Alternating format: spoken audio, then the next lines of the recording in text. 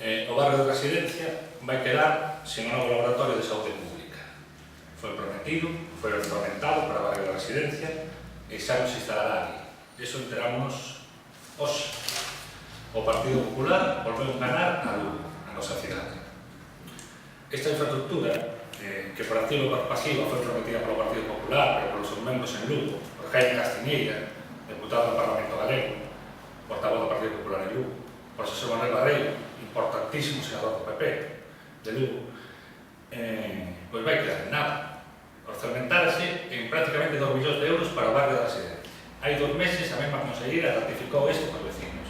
Hoxe dícenos que o orzamento, que xa está orzamentado, que van a implementar en muitísimo menos da mitad, 700 e pico mil euros, e que non se vai facer no barrio da Residencia. Minten e abandonan un barrio despois de múltiples promesas que les fixeron os vecinos e a esta cidade.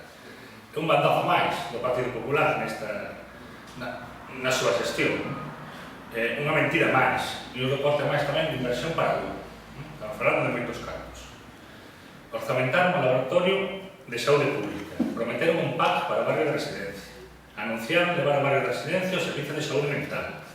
A única realidade do problema que conhecemos pola prensa é que van a derribar o edificio do barrio de Residencia. Para o BNG creemos que isto é un síntoma máis do que vai pasar. Poñen en dúbida todos os servicios prometidos.